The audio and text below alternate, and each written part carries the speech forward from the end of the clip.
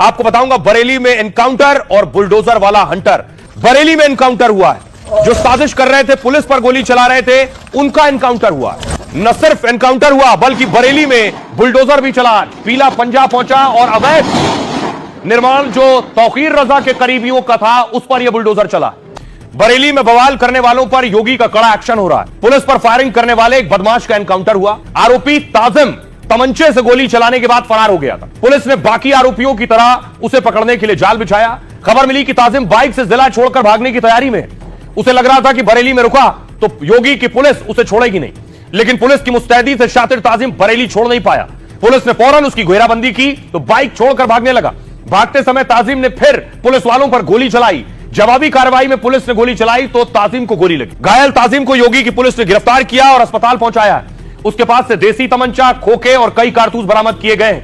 28 साल के ताजिम पर गौ तस्करी और गैंगस्टर के केस पहले से चल रहे हैं। खबर है कि तौकीर के इशारे पर ही ताजिम को अवैध हथियार मिले। दानिश और नफीस की तरह वो भी तौकीर का करीबी बनना चाहता था, इसलिए लोगों को भड़काने और पुलिस पर हमला करने में आगे था। लेकिन 4 दिन के अंदर योगी की पुलिस ने 74 लोगों का हिसाब कर दिया है। बरेली में बवाल के बाद से बुलडोजर एक्शन की मांग हो रही थी और आज तौकीर के करीबियों पर बाबा का बुलडोजर चला। पहले बुलडोजर चला तौकीर के दामाद मोहसिन रजा की प्रॉपर्टी पर। मोहसिन और समर्थकों ने जैसे ही देखा कि बुलडोजर चलने वाला, भारी हंगामा, नारेबाजी, पुलिस से धक्का मुक्की शुरू हुई। लेकिन नगर निगम की टीम बुलडोजर कार्रवाई की कड़ी तैयारी के साथ पहुंची थी। नगर निगम टीम 5 थानों की पुलिस और आरएएफ के साथ एक्शन की तैयारी में थी। कार्रवाई में बाधा पहुंचाने पर पुलिस ने पहले मोहसिन को गिरफ्तार किया और उसके घर के पास बने अवैध गैराज पर बुलडोजर चलाया। आरोप है कि नगर निगम और नाले की जमीन पर उसने यह अवैध निर्माण करवाया था, जबकि मोहसिन और उसके करीबी कह रहे थे कि हमारे पास कोर्ट का स्टे है।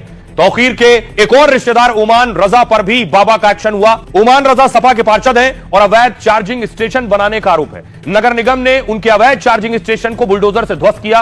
पार्षद उमान का एक और चार्जिंग स्टेशन बिजली चोरी से चलता पाया गया और इस पर फौरन बाबा के बुलडोजर की गाज गिर गई है। असदुद्दीन ओवैसी कह रहे हैं अल्लाह सबसे बड़ी ताकत है, किसी से डरने की जरूरत नहीं है।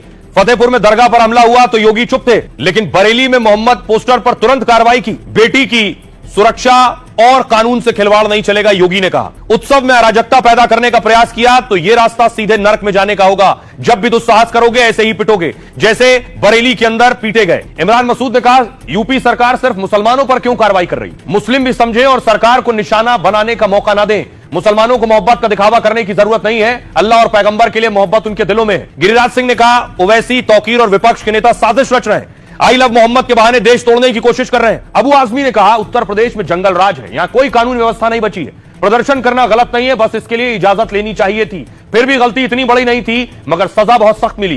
पुलिस ने जिस तरह लोगों को पीटा है वो बिल्कुल गलत है। जेपीएस राठौर मंत्री महाराज क्यों कह रहे हैं किसी को भी कानून से ऊपर नहीं माना जाएगा। जो लोग बच्चों को भड़का कर उपद्रव करवा रहे हैं या निर्दोष लोगों पर पत्थर फेंक रहे हैं, उनके खिलाफ भी सख्त कानूनी कार्रवाई की जाएगी। दिग्विजय सिंह ने कहा मैं हिंदू हूं और राम कृष्ण शिव जी से प्यार करता हूं, अगर कोई आई लव मोहम्मद कहता है तो उसमें ऐतराज क्यों होना चाहिए। कैलाश विजयवर्गीय ने कहा दिग्विजय हमेशा आग में घी डालने का काम करते हैं, यह उनके कैरेक्टर में है और फिर उन्होंने यही किया है।